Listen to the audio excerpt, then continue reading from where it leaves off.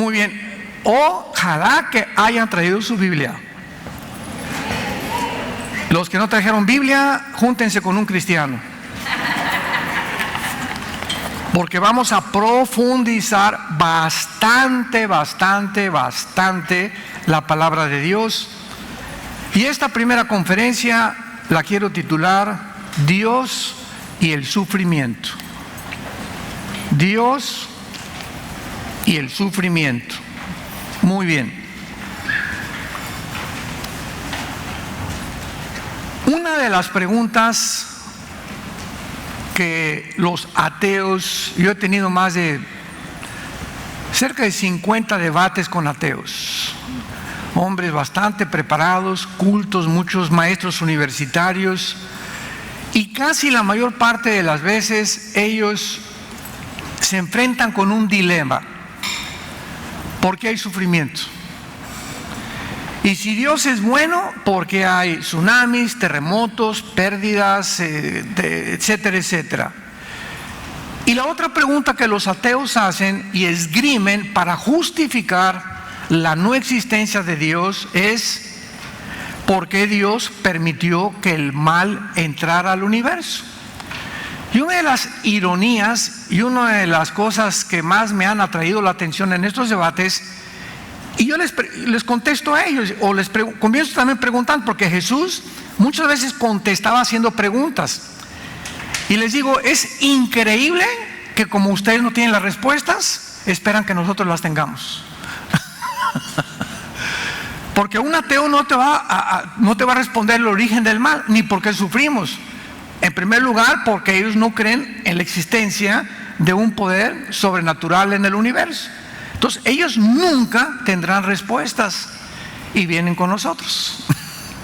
¿Por qué a nosotros? Esa es la pregunta, ¿verdad? O sea, ¿por qué quieren cuestionarnos y hacernos creer que ellos tienen la razón? Entonces, si yo voy a preguntarle a alguien que me conteste acerca de algo, es porque quiero tener conocimiento.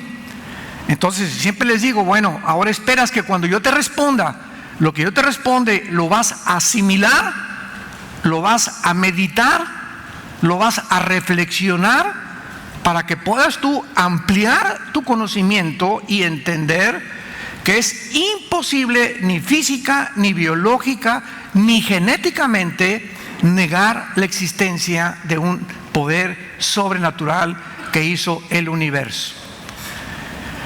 Pero la más grande pregunta que ellos tienen es acerca del sufrimiento. Y es muy interesante que fue la última pregunta que Jesús hizo antes de morir. La última pregunta que el Hijo de Dios le hizo al Padre es: ¿por qué? ¿Por qué? Porque Eli, Eli, lama sabactani. ¿Por qué me has abandonado? Fue la última pregunta que Jesús hizo.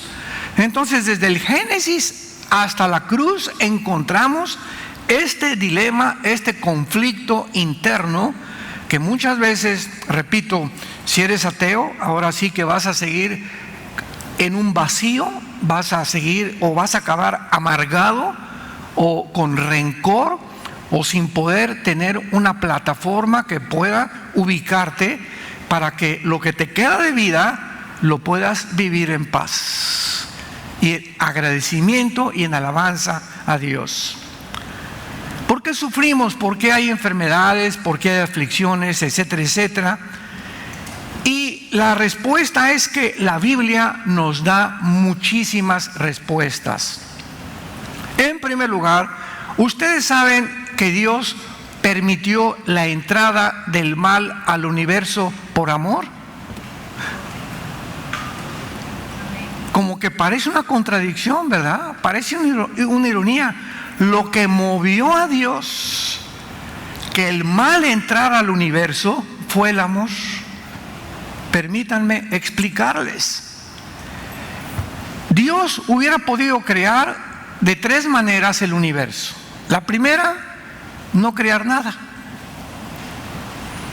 El Padre, el Hijo, el Espíritu Santo no necesitan nada ni a nadie para poder seguir existiendo y mucho menos para ser felices, ¿verdad? Número 2, Dios pudo haber creado un universo sin que hubiera el mal, donde no hubiera pecado, no hubiera terremotos, no hubiera hambre, no hubiera sufrimientos, no hubiera muertes, etcétera, etcétera. Y en tercer lugar, a Dios en su infinita sabiduría, que nosotros lo vamos a comenzar a entender en esta mañana, le plació permitir que entrara el mal en el universo. En estos tres casos o en estas tres opciones que Dios tuvo, yo te pregunto, ¿cuál escogerías tú? La número 1, señor. Bueno, si tú escoges la número 1, es imposible filosóficamente creer que la nada es mejor que lo algo. Entonces tú no puedes comparar lo que no existe con lo que existe y decir lo que no existe es mejor que lo que existe, porque no conoces lo que no existe. Cabeza de acordeón. Número 2, no, yo hubiera preferido, si hubiera sido Dios, no haber permitido nada de lo que está pasando. Muy bien, hubiera sido un universo de robots. Dios nos pudo haber dado cuerda para ámame, ámame, ámame, y nunca de esta forma hubiéramos conocido su amor. Pero cuando Dios permite que el mal entre al universo, escúchame esto, antes de que Él permitiera que entrara el mal al universo, ya estaba en su mente la cruz. Jesús fue destinado antes de la fundación del mundo. En la mente de Dios, antes de que Él creara nada, se encontraba su amor en la cruz, para que cuando Él permitiera que entrara el mal al universo, nosotros pudiéramos aprender a distinguir entre el mal y entre el bien. ¿Cómo puedes saber que te ama Dios si no hubiera Jesús abierto sus manos en una cruz? Un robot no puede entender, un perro, un gato, un chimpancé, no puede entender que hay algo en el universo que fue creado, que fuimos creados por amor, y que detrás de del mal, ahora yo puedo comparar el mal con el bien, porque si no existe el mal, ¿cómo puedo ser libre? ¿Cómo puede un gobierno que tiene un solo candidato mentirle al pueblo y decir que hay democracia? Para que haya libertad políticamente tiene que haber dos caminos, ¿verdad? Y si no hay otra opción para poder escoger lo otro, no es democracia. Eso no es libertad. Eso es dictadura o totalitarismo. Así pasa filosófica y también de cualquier disciplina académica que tú me puedas mencionar. Entonces esto es increíble. Que fue el amor de Dios. Quiero que me conozcan, que los amo. Pero ¿cómo voy a saber, cómo voy a poder hacer que me amen mis criaturas si no les doy la oportunidad de escoger y la libertad entre el bien y entre el mal? Esto es un breve adelanto simplemente, pero veamos nosotros en el libro del Génesis. Vamos a comenzar desde el Génesis capítulo 2, el origen del sufrimiento. Siempre para poder comprender el fruto de un árbol, tenemos que conocer la raíz. Para conocer el problema de tu hijo, de tu hija, de tu papá, de tu mamá, tenemos siempre que buscar la raíz. ¿Por qué mi hija es como es? ¿Por qué esta persona se comporta como se comporta? ¿Qué está actuando en su conducta para que ella hable lo que está diciendo, las tonterías que está diciendo o los pensamientos tan absurdos que han llegado a controlar a la mayor parte de la gente? Tiene que haber una raíz, y la raíz no las da la Biblia. En Génesis capítulo 2, versículos 16 y 17, encontramos que después que Dios crea a Adán, mandó Jehová Dios al hombre diciendo: de todo árbol del huerto podrás comer. Pero ese árbol, Adán, ese que está ahí, de la ciencia, o sea, del conocimiento del bien y del mal, no te atrevas ni te acerques a comerlo, porque el día que tú comas de él, ciertamente morirás. Esto es interesante porque Adán y Eva no conocían la muerte. ¿De acuerdo? Y ellos no entendían que era morir.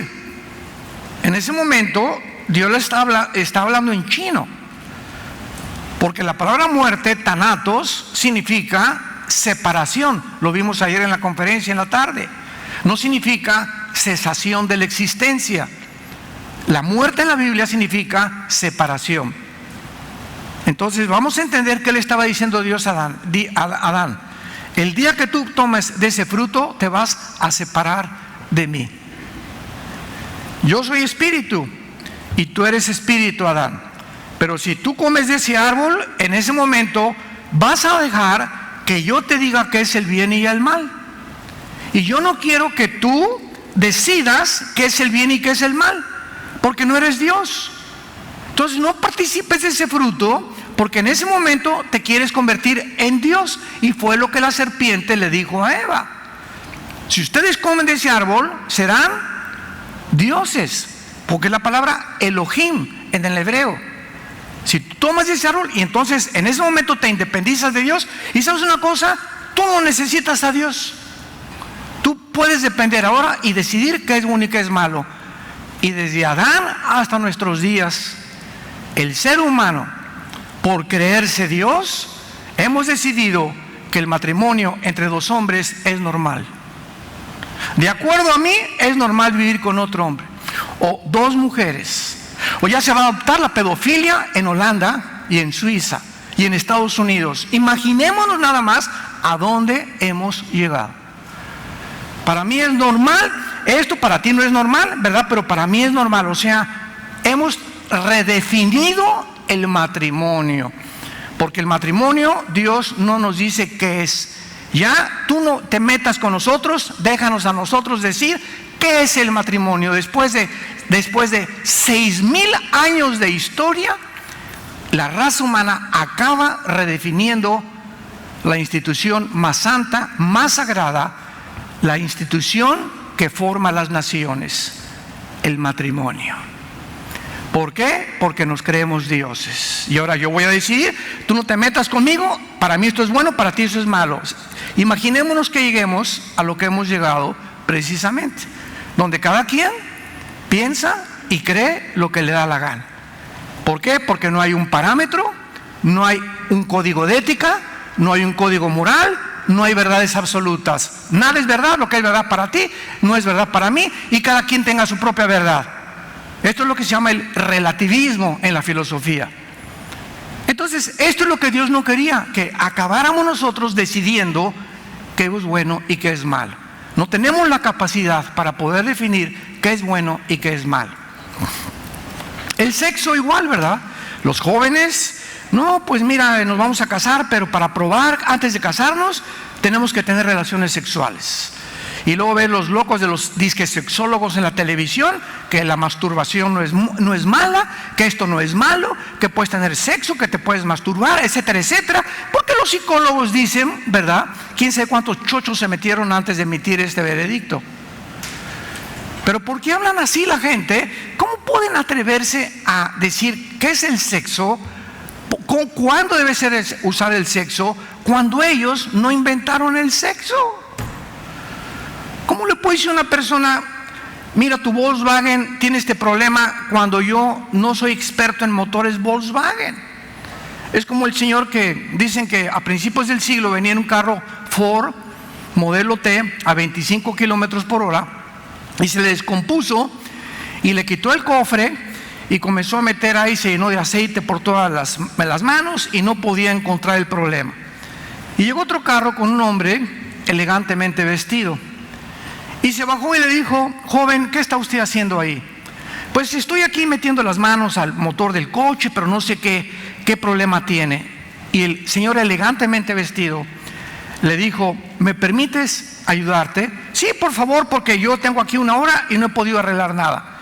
Y llegó este señor, agarró un cablecito, agarró otro y prun, arráncalo. Y dice el muchacho, oiga, pero ¿cómo le hizo usted?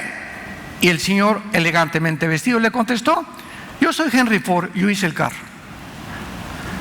Y así es Dios. Estamos metidos en problemas y el matrimonio y que es el sexo, etcétera, etcétera. Y el creador de todas las cosas es Dios. Y aquí nos deja en su manual la respuesta a nuestros problemas humanos, políticos, filosóficos, antropológicos, arqueológicos y químicos, físicos, porque la Biblia contiene toda esta información. Pero el ser humano vive completamente ensimismado en que nosotros tenemos la condición. A mí que nadie me diga cómo vivir con mi mujer, me voy a casar, y por eso están los divorcios al vapor. Porque el hombre no sabe cómo tratar a la mujer no sabe sus responsabilidades. Los hijos no han entendido el respeto que tienen que tener con sus padres, ni los padres cómo tratar a sus hijos. ¿Por qué? Porque no conocen la Biblia. Sin un manual te vas a perder. Y sin esta dirección, tu vida va a acabar naufragando. Veamos nosotros qué fue lo que ocasionó esta pérdida de dirección de parte de Dios ahí en Génesis capítulo 3. Y veamos las consecuencias inmediatas del pecado. Dice en el versículo 15: pondré enemistad entre ti y la mujer. Le está hablando Dios a la serpiente. Y entre tu simiente y la simiente suya. Esta te herirá en la cabeza y tú le herirás en el calcañar. Aquí es importante que todos ustedes, los que trajeron su Biblia, le pongan arriba a la palabra simiente la palabra sera, con Z.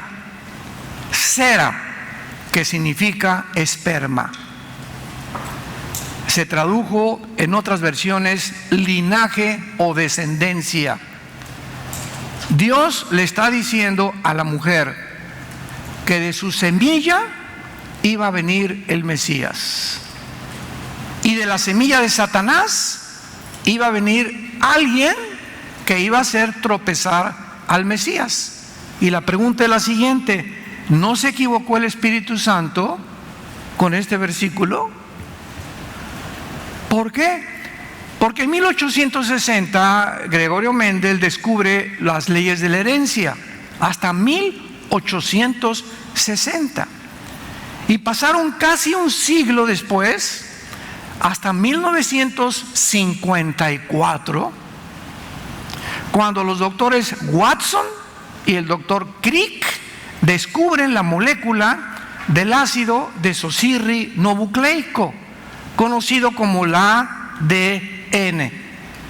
Y cuando se descubre el ADN, la teoría de la evolución se derrumba completamente, porque genéticamente la molécula del ADN demuestra que es imposible la mutación de un animal, de un rinoceronte, que se case con una leona y que salga un ser híbrido. Ni que una jirafa se mezcle con otro que no es la especie de las jirafas y nazca un ser híbrido. O que algún animal se pueda mezclar con los seres humanos y que podamos seguir reproduciéndonos. Las leyes de la genética hicieron pedazos la teoría que se ha enseñado y se sigue enseñando en muchas universidades por maestros que se dicen cultos y que no conocen ni pizca de la genética ni del genoma humano. La biología niega la evolución porque los aminoácidos, que son los ladrillos de la vida, señores médicos que nos acompañan y genetistas lo pueden comprobar, los aminoácidos han impedido e impedirán la mutación. Y la segunda ley de la termodinámica, la ley que se conoce como la entropía en física, niega que pueda haber una evolución. Todo tiende al deterioro, a la descomposición, a la oxidación, a la muerte. Mi cuerpo, tu cuerpo, todos los días estamos muriendo celularmente. El sol pierde millones de toneladas más a cada segundo. Todo el universo está en una completa descomposición y todo el universo tiene la tendencia a acabar, como la Biblia lo dice. El mundo se va a acabar, el universo va a acabar. Habrá la necesidad de nuevos cielos y de nueva tierra. Y la pregunta es la siguiente: ¿por qué? si la genética, la biología y la física niegan científicamente, vamos a hacer un lado la Biblia, las tres áreas de la ciencia, física, genética y biología, niegan la teoría de la evolución, la pregunta es, maestro, ¿por qué usted sigue enseñando una mentira? Porque cuando una mentira se repite 100 años, se acaba aceptando como una verdad. Y es exactamente lo que nos está pasando en el siglo XXI. Hemos oído propagandas mentirosas, mentiras, y acabamos creyendo que es verdad. Hasta ayer, uno de los más grandes premios Nobel de medicina, hasta ayer, escribió en casi todos los medios de comunicación que el famoso virus fue creado y fue fabricado, y es algo que no es científico, que no es un virus normal, que fue prefabricado por los chinos y aventado para la descomposición del ser humano. Y dice este hombre que es premio Nobel, si un virus fuera normal, no podría soportar, porque hay virus que con el calor no lo soportan y otros con el frío. Y este famoso coronavirus o COVID-19 sobrevive en todos los climas. Solamente algo prefabricado puede así. Después yo de estudiar 60 años de microbiología y de virología. ¿Qué murciélago ni qué murciélago, verdad? Sabemos que todo esto fue una guerra política, porque el presidente Trump declaró que China estaba invadiendo Estados Unidos y que había que sacar ya el comercio chino, porque si no los chinos iban a acabar con el comercio americano, y se separaron, se divorció de China, etcétera, etcétera, y los chinos se vengaron. Todo lo que estamos viviendo es una mentira. Todo, absolutamente es una mentira. El virus existe, claro que existe, y por eso ha causado los daños que ha causado, porque no es natural. Y cuando descubren 3 medicinas, si las quieren apuntar, las 3 medicinas que acaban con el COVID-19 es la ivermectina, número 1. Ivermectina con B chica. Número 2, la hidroxicloroquina. Y número 3, la acitromicina, que es un antibiótico. Son las 3 medicinas que hace un año una doctora en Houston, Texas, negrita, que se llama la doctora Emanuel, métete en internet, salió a la calle con 15 doctores en Houston, que es la ciudad de los hospitales, y retó a todos los médicos, de los que están, como el doctor Fauci, tu padrino, diciéndoles: ningún paciente en este hospital en todo el año se ha muerto con la hidroxicloroquina. Y reto a cualquier médico que venga, ni siquiera ponemos ventilador, porque la ventilación los mata más rápido. Y cuando se descubrió la ivermectina, costaba 50 pesos la cajita con 2 pastillitas de 6 miligramos. Ahora vale 250 pesos, 200 pesos, y ahora en casi todas las farmacias no te la venden más que con receta. Que Dios tenga misericordia de ellos, para que sea más difícil que la puedas adquirir. Nunca vamos a oír en los medios de comunicación que te cura. Solamente 1000 muertes, 5000 muertes, etcétera, etcétera. Ok, se está cayendo el mundo, me voy a morir. ¿No hay medicina? No hay, muérete. Si nosotros no despertamos a esta realidad y nos damos cuenta de qué forma el mundo nos está esclavizando, es porque estás verdaderamente ciego. No me quiero detener ahí. En Génesis capítulo 3 vemos que después de que Dios le dice a la mujer: de tu semilla, es una contradicción, porque el que tiene la semilla es el hombre. Nosotros somos los portadores del esperma, no las mujeres. La mujer es la receptora en su óvulo del esperma. Cuando mi papá se metió con mi mamá, ¿verdad?, tuvieron sexo los dos. Mi papá, en su esperma iban 23 cromosomas, en el óvulo de mamá había 23 cromosomas, y se juntó el esperma de mi papá con el óvulo de mamá y se produjo un cigote de 46 cromosomas. Y de acuerdo a la Biblia, en el momento, escucha esto, de acuerdo a la Biblia, no la medicina, en el momento de la fertilización, en ese momento somos seres humanos potenciales, porque toda la información genética de tus ojos, de tu pelo, de mi piel, de mi estatura, ahí venía la mitad de mi papá y la mitad de mi mamá. Ahí, y después ya la información le dijo: tú vas a ser hígado, tú vas a ser piel, tú vas a hacer esto, tú vas a hacer pulmones, tú vas a hacer vesícula, tú vas a hacer cerebro. Impresionante que toda esa información estaba contenida microscópicamente en 2 células. Increíble. ¿Y por qué entonces le dice Dios a la mujer que de su semilla van a ser el Mesías? No, aquí se equivocó Dios. Ya ve, así me dijo un ateo: mira, aquí tiene usted una contradicción. La biología y la genética dice que el esperma es del hombre, ¿no? ¿Cómo le dice Dios aquí que la mujer? Cabeza de albóndiga, le dije. Es que usted no sabe que 1500 años después el profeta Isaías, en el capítulo 7, comenzó a quitar el panorama y ampliar el panorama, porque en esa época no se tenía el conocimiento que tenemos ahora. Y el profeta Isaías dice que iban a ser el Mesías de una virgen. Agregó más información a lo que estaba escrito aquí. Nacería de una virgen, que en el hebreo es alma virgen, que significa una doncella entre 14 y 16 años de edad. María tenía entre 14 y 16 años de edad. Era una chamaquita cuando nació Jesús. Pero más adelante, cuando se le aparece el ángel en Lucas y en Mateo a la virgen, ¿qué cosa le dice? Tu novio, ¿verdad? Estás comprometida. José no va a tener ni vela ni entierro aquí en este nacimiento.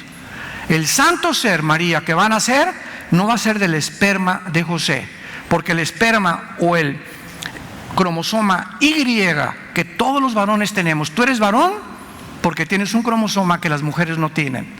Y si tú me dices que no eres varón y que te sientes mujer, bájate los chones en un espejo.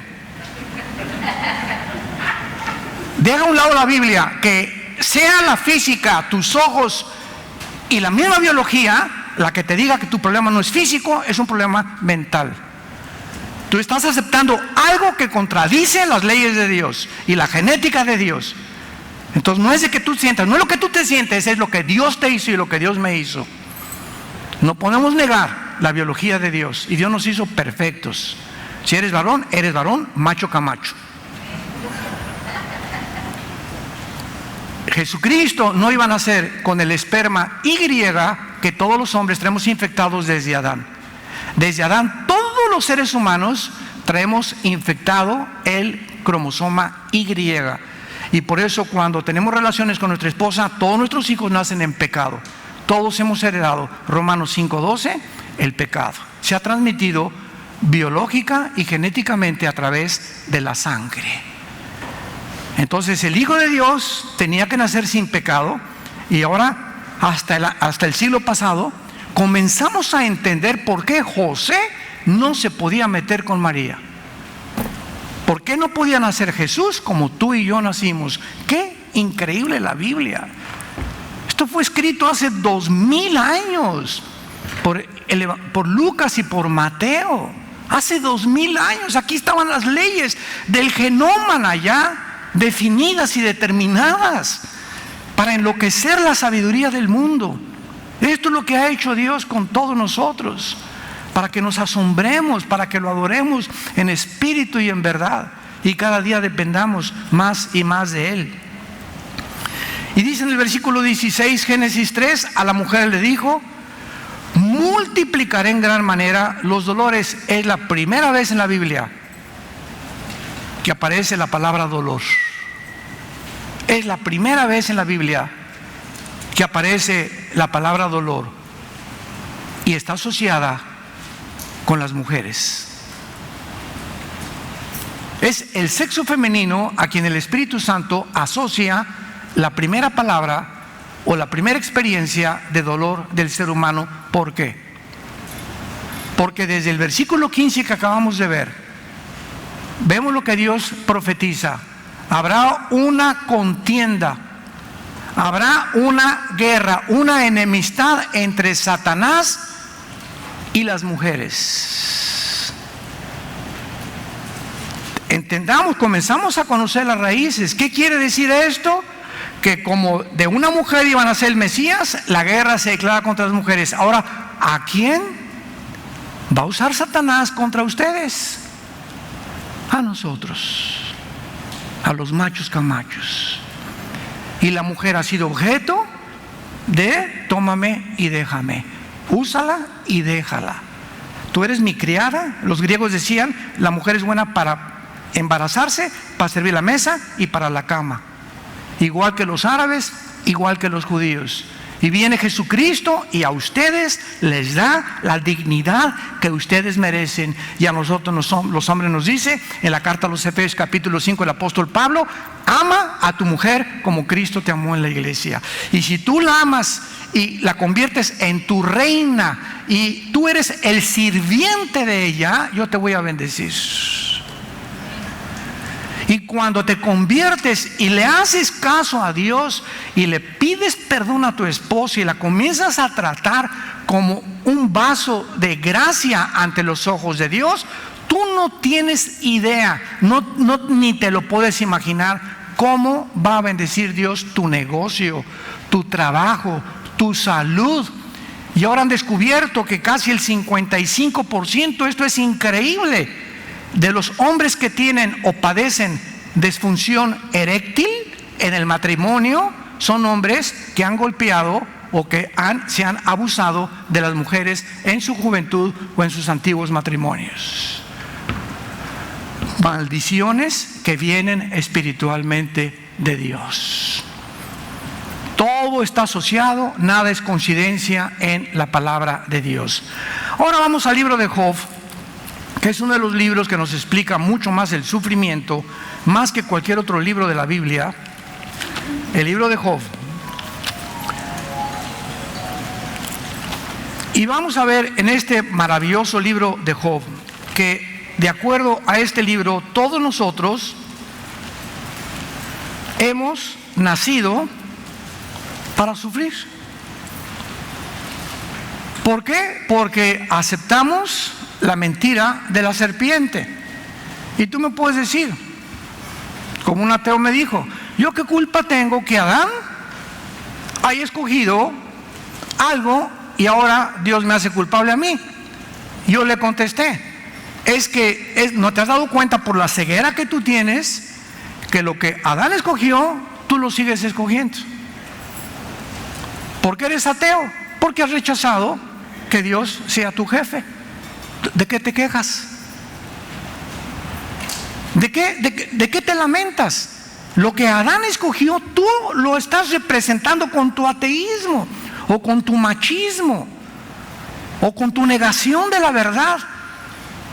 Entonces volvemos otra vez, o sea, estábamos en Adán genéticamente, y él fue la cabeza de todos nosotros, pero lo que él hizo somos lo que. Y si hubieras estado tú en el lugar de Adán, hubieras hecho lo mismo que él hubiera hecho. Entonces nadie puede sentirse víctima. No somos víctimas de las circunstancias. Dios es un Dios justo. Él no puede condenar a algo que vaya en contra del sentido de la justicia. Dice en Job capítulo 5, versículo 7: pero como las chispas se levantan para volar en el aire, así el hombre nace para la aflicción. ¿Quién puede negar esto? Nacemos llorando, vivimos llorando, y nos vamos de este mundo llorando también. Estamos atravesando un mundo que no es de nosotros. Es un mundo infectado por lo que Carlos Marx le llamó la lucha de clases. Si el proletariado vence a la clase de la burguesía, se va a resolver el problema. Y cuando esta filosofía se pone en práctica, tanto como lo hizo Lenin con la revolución bolchevique en 1917, como lo hizo Cuba, y como lo está haciendo Venezuela, y como lo hizo Ecuador, y como está Nicaragua, etcétera, etcétera, en la práctica nos damos cuenta que es una mentira. Que la solución no es que la burguesía tome la clase el proletariado a la burguesía, porque cuando Castro dijo, es que los ricos son los culpables, y se corrió como una pólvora por toda Sudamérica. Yo mismo me he involucrado en esta mentira. Sí, es cierto, la guerra contra los ricos, y vamos a derrumbarlos. Cuando el proletariado toma el poder y se sienta en el poder, repiten el mismo problema. Y hasta peor, sacaron a Batista, Fulgencio Batista, de presidente de Cuba, y vean en qué se convirtió Cuba. Ahorita es el país más pobre junto con Venezuela de todo el continente americano. ¿Por qué? Porque creemos que tenemos nosotros la verdad. Entonces, todos estos sistemas políticos han sido esfuerzos para poder darle respuestas al hombre vacías. Job capítulo 7, Job expresa que la vida del ser humano es como la del jornalero. ¿No te has preguntado que la mayor parte de los seres humanos duermen, desayunas, te vas a trabajar, comes como burro, cenas como ballena, roncas como tráiler en reversa, y vuelves al ciclo y pasas 25, 30, 40, 50, 60 años y así te mueres? ¿Qué diferencia hubo entre tú y una vaca o un animal? ¿Qué diferencia hubo? O sea, ¿naciste para eso? Lo mismo, y trabajar para comer, comer para trabajar, trabajar para comer, y ya llegaste a presidente de la República o eres empresario, y ahí te enfermas porque al subir a la cúspide y a la cima del éxito nos enfermamos. Deportistas, cantantes, políticos, lo que tú me quieras mencionar, nadie sube a la cima ni alcanza el éxito sin Dios. Y los que han llegado a la cima y han sido como Michael Jackson, el rey del pop, Elvis Presley, el rey del rock, fulano de tal, campeona de no sé qué cosa, presidente fulano de tal llegó, es presidente. Al llegar allá, ve la historia de todos, se descomponen, se divorcian, se amargan, quedan vacíos. ¿Y ahora qué hago? Como decía Alejandro el Magno, a los 33 años ya conquisté casi todo el Medio Oriente, el norte de África, Europa, y ahora se cayó de rodillas Alejandro el Magno diciendo a los 4 generales, ya no tengo un mundo que conquistar, y comenzó a meterse la Golden de Acapulco. Muchos saben lo que es, ¿verdad? Se los dije en misterio. La marihuana, aquí le dicen la Golden de Acapulco, que era la mejor, ¿verdad? Pero él se metió hashish, Alejandro el Magno, que es un tipo de marihuana ahí en el Medio Oriente, y comenzó a drogarse, se volvió homosexual, Alejandro el Magno, y murió a los 33 años, porque ya no tenía más que hacer en la vida. Dice Job capítulo 7, ¿no es acaso brega la vida del hombre sobre la tierra? Vean la sabiduría escrita hace 3000 años o más. Y sus días como los días del jornalero, como el siervo suspira por la sombra y como el jornalero espera el reposo de su trabajo, así he recibido meses de calamidad, noches de trabajo me dieron por cuenta. Cuando estoy acostado digo, ¿cuándo me levantaré? Mas la noche es larga y estoy lleno de inquietudes hasta el alma. Ni siquiera muchos seres humanos pueden dormir. No levantes la mano, pero muchos de los que están aquí, ojalá que no sean muchos, estés atravesando esa clase de vida que ni siquiera tienes paz para dormir. ¿Qué haré mañana? Y este problema, y me quieren embargar, y esto y el otro, cuando la Biblia dice acostémonos como los angelitos. Mateo capítulo 6, cada día trae su afán. ¿Para qué te afanas del día de mañana que a lo mejor ni amanecemos? Deja que mañana Dios te dé la sabiduría. Tú acuéstate, padre, yo no entiendo qué voy a hacer mañana con mi hijo, con mi hija, con mi problema, si voy a comer, si no voy a comer, hasta dónde va a llegar esta cosa, esta pandemia, etcétera, etcétera. Vamos a dormir, porque el sueño fortalece el sistema inmune. Y tenemos defensas contra los virus y contra los microbios y las bacterias. Porque si no duermes bien, no está tu sistema inmune fortalecido. Si no tomas 2 litros de agua diarios, tu sistema inmune no está fortalecido. Si no tomas vitamina D, que es la mejor vitamina contra el COVID actual, vitamina D mezclada con zinc, no puedes tener defensas contra los virus o los ataques. Entonces, como mosca está cayendo cantidad de gente porque nunca hicieron caso. Y como le dije yo a un pastor hace algún tiempo, esto comenzó hace 10 años o 20 años con las bebidas Red Bull y Monster. Comenzó el mercado a ser infectado con bebidas de lata, dizque Diet Coke, Diet quién sabe qué, Diet Spray o Coca Cero, y ahí vamos como moscas, como borregos, a creer lo que dice ahí sin leer todos los productos químicos que tiene. Y cada vez que te tomas un Red Bull, una cosa que dice que son energetizantes, te está debilitando el sistema inmune. El diablo lo hizo a propósito, nos comenzó a debilitar físicamente desde hace 10 años para que cuando llegara este mugroso bicho, ¿verdad?, prefabricado, pudiera agarrar a la humanidad desprevenida, a los gordos, a los que no cuidaron de la diabetes, a los que nunca hicieron ejercicio, a los que vivían preocupados, a los que van con el estrés. Ahora dicen que el estrés es el factor número 1 que te rompe y te debilita el sistema inmunológico. Y agrégale que comenzaron a recetarse pastillas tranquilizantes, Valium, Equanil, Prozac, que dice que para los nervios. Vivimos un mundo de mentiras. ¿Y qué nos dice la Biblia? Comamos fruta al levantarnos en la mañana. Todo lo que sea natural, jugo de papaya, mangos, horchata, marañonas, peces del mar, todo lo que sea natural. No compres nunca, nunca, nunca nada que sea de lata, y menos Coca-Colas, y menos que tienen 250 gramos de azúcar. Y el azúcar, te desayunas 3 conchas de la tía Rosa en la noche.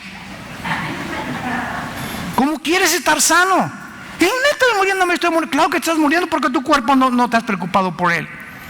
Pero nos damos cuenta que Dios nos está hablando ya hace mucho tiempo. Dios produjo todo lo natural. Bebe agua con limón, una naranjada, limonada, todo lo que sea natural. 1000 veces mejor que cualquier producto que están vendiendo en el mercado para poder lastimarnos. Ahora, vemos después de esto, de que Job hace 3000 años o más determinó que la vida del hombre vienen las interrogantes humanas. ¿Cuál fue el objeto de que hayamos nacido? Vamos a Job capítulo 3. Hace varios siglos este hombre en la Biblia es uno de los libros que contienen la más grande sabiduría de la Biblia, pero escondida. El libro de Job. Dice Job capítulo 11 versículo 12. Vean la pregunta que se hizo. Dios permite que estos hombres hagan estas preguntas para que nosotros nos identifiquemos con ellos. Porque tú muchas veces, y yo muchas veces, esta pregunta me la hice antes de ser cristiano. ¿Por qué no morí yo en la matriz? ¿O expiré al salir del vientre? ¿Por qué me recibieron las rodillas y aquel los pechos para que mamase? Ahora estaría yo muerto y reposaría, dormiría y entonces tendría descanso. O sea, ¿cuántas veces nos hemos preguntado por qué mejor no nace? ¿Para qué nací? Soy un miserable, soy una rata de 3 patas, soy un ratón, soy esto, soy aquello. ¿No hubiera sido mejor, Dios, que no me hubieras traído al mundo para atravesar todo lo que yo he atravesado? Yo antes de ser cristiano 3 veces me quise quitar la vida. 3 veces. Mi vida era tan vacía. Probé todas las filosofías orientales, los gurús, me fui a Oaxaca con María Sabina, tu madrina, etcétera, etcétera. Probé la Golden de aquí de Acapulco y me emborrachaba los fines de semana en el Partido Comunista, y después de que esto y el otro acababa yo en un vacío tremendo y nada tiene sentido, todos roban aquí el mundo, de que hay revolución social ni que mucho más, y estaba yo a punto ya así, no sé, tal vez hubiera hecho una locura si mi hermano Alejandro no se acerca con el Evangelio de Juan y hace 46 años, en 1974, me habla de Jesucristo. Yo soy el camino, la verdad y la vida. Y si yo no le hubiera entregado a Cristo mi vida, yo no estaría ahorita delante de ustedes. Yo estaría muerto o estaría encarcelado por mis ideas revolucionarias. Yo quería cambiar a comodidad al lugar por la violencia, el estado del gobierno mexicano. O me hubiera muerto de tanta cochinada que me estaba metiendo. Pero mira, gracias a Dios estamos delante de ustedes como trofeos de Dios, para que la gracia sea siempre de aquel que murió en una cruz por nosotros. Y para que tú le digas lo mismo a Dios: ¿dónde estaría yo, como dice la canción, si no hubiera sido por el Señor? Mi alma se hubiera perdido, sería como un pájaro herido tirado en el suelo. Cómo me encanta esa canción no me acuerdo de quién es. Muy bien. Vean ustedes ahora el capítulo 36 del libro de Job. Y veamos en penúltimo lugar por qué como seres humanos no podemos comprender todavía por qué sufrimos, por qué nacimos, cuál es el propósito de nuestra vida. Job 36, versículo 22 y 23. He aquí que Dios es excelso en su poder. ¿Qué enseñador semejante a Él?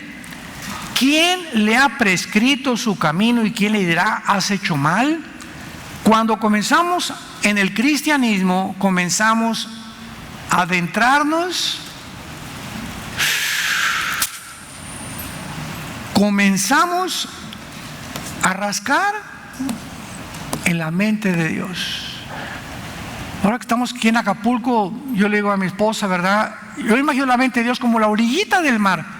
Estamos en la orillita del mar y toda esa inmensidad del océano es la mente de Dios. Estamos en la orillita de la mente de Dios.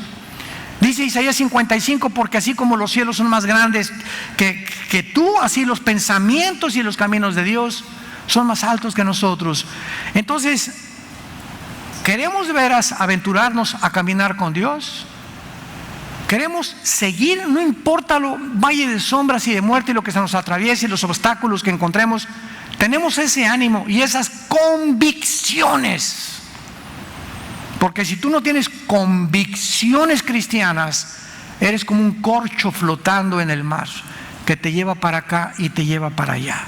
Pero cuando tienes convicciones, yo sé en quién he creído y sé que su palabra es verdad y me voy a someter a su palabra, y Dios ve tu determinación de hacer lo que Él te dice, no te imaginas cómo te va a bendecir.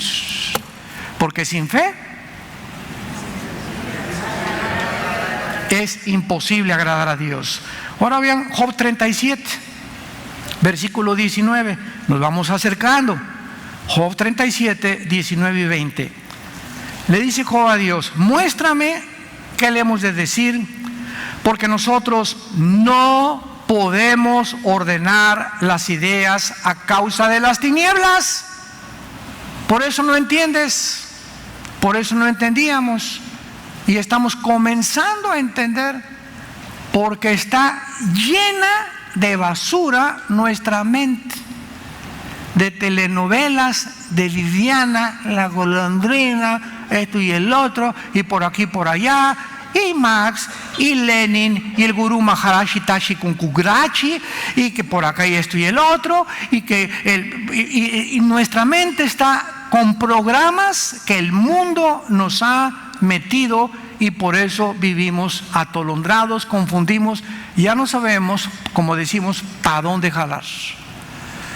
Por la cantidad de información, de virus, como las computadoras se envirulan, estamos envirulados. ¿Y qué es el cristianismo? Es un proceso de ir sacando poco a poco los virus. Mientras más fiel eres en la iglesia, mientras más fieles eres en tus devocionales, mientras más tiempo le dediques a la palabra de Dios, mientras más versículos memorices.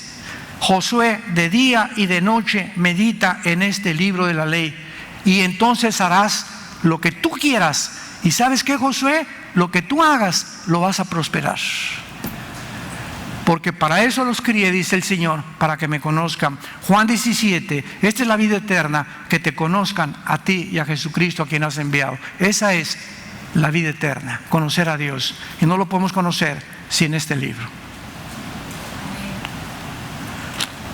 Y dice el versículo 20, será preciso contarle cuando yo hablare, por más que el hombre razone, quedará como abismado. ¿Qué respuestas de Dios? Yo le digo a los ateos, por más que te preguntes y le rasques por aquí, por allá, nunca dentro de ti vas a encontrar la verdad. Porque no está dentro de nosotros, está fuera de nosotros, en aquel que hizo los cielos y la tierra. Ábrele tu corazón, dile: Señor, verdad, soy un gusano de agua puerca, soy un caracol, y aquí yo creo que mi cerebro y que la soberbia, y por eso el mundo está como está ahorita, a punto de una tercera guerra mundial. Ábrele tu corazón, dile: Jesús, te amo, gracias por dar tu vida en la cruz por mí. Entra a mi corazón, Señor, me queda muy poco tiempo de vida.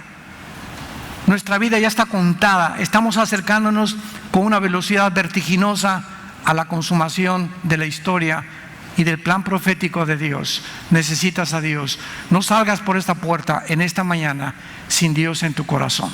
Dios te ha hablado hoy muy claramente, y si tú después de ver la luz la rechazas, es porque verdaderamente tu orgullo intelectual ha podido más que la gracia de Dios. Y finalmente encontramos nosotros que dice en el versículo 37, capítulo 37, versículo 23, Él es todopoderoso, al cual no alcanzamos, grande en poder. En juicio y en multitud de justicia no afligirá. Lo temerán por tanto los hombres, y Él no estima a ninguno que cree en su propio corazón ser sabio. Para que Dios pueda levantarte, ayudarte, ampliar tu mente y tu capacidad de comprensión, tú tienes que entender que no sabes nada, y que lo que sabes no lo sabes como lo deberías de saber. Esto se llama la humildad. Y sin la humildad, sin que tú reconozcas que necesitas a Dios, nunca podrás terminar tu vida capacitado para enfrentar la muerte. Leer en las biografías las vidas de los ateos, cómo mueren.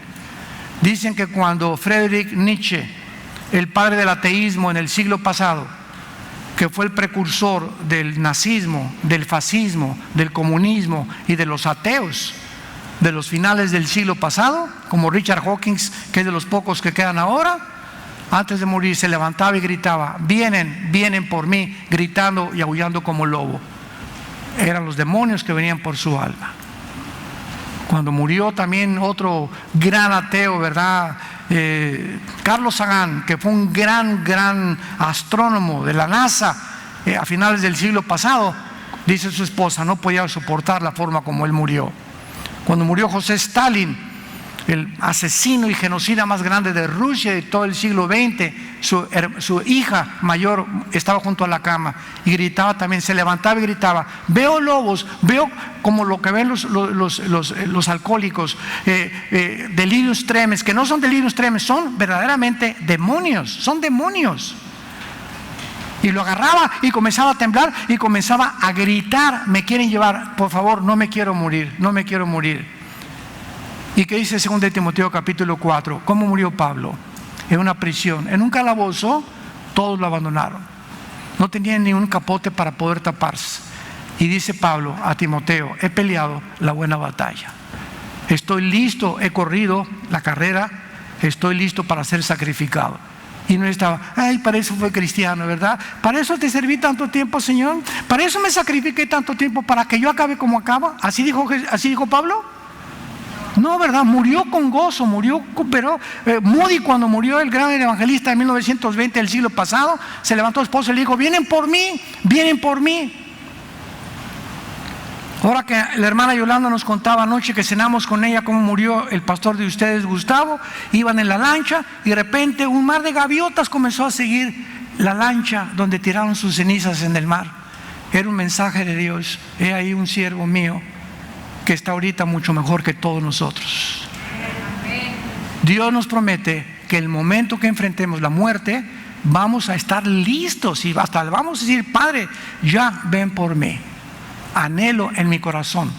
Me voy a desprender de mi familia, pero sé que me estoy adelantando en el avión. Ellos vienen en el avión que sigue detrás de mí. Y así es como los que mueren en el Señor, en la paz que Jesucristo nos puede dar. Oremos. Padre, gracias te damos por tan grande amor en esa cruz. Porque Dios muestra su amor para con nosotros en que, siendo aún pecadores, Cristo murió por nosotros. Herido fue por nuestros pecados, molido por nuestras rebeliones.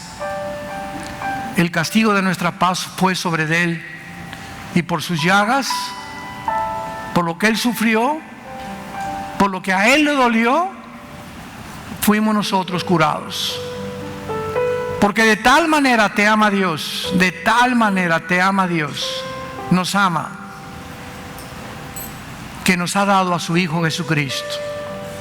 El amor de Dios fue demostrado en esa cruz. Y el que no tiene a Dios no puede amar, porque Dios es amor. Y en ese amor está implicado la libertad que nos ha dado, la responsabilidad individual, que somos seres, agentes morales, responsables de nuestras acciones. Cada palabra que tú digas, cada mirada que tú tengas, cada pensamiento y cada acción que tú tengas y que yo tenga, Dios la conoce. Y conforme a estas circunstancias que hemos atravesado, Él nos juzgará.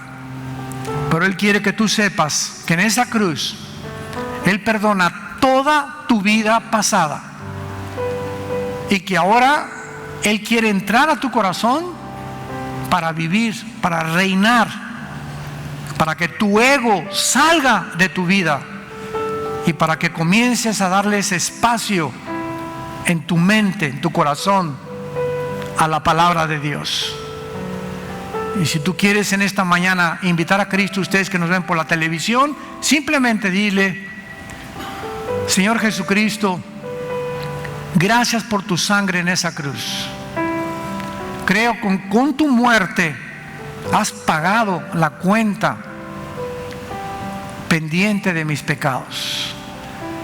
Porque creo que resucitaste a los 3 días de entre los muertos. Te pido en este instante que entres a mi corazón como mi Señor y mi Salvador.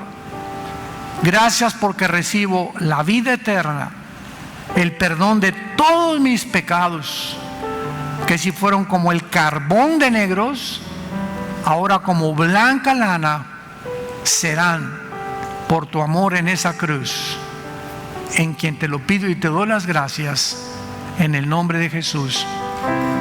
Amén. Amén y amén. Gracias a Dios por esta palabra. Gracias a Dios.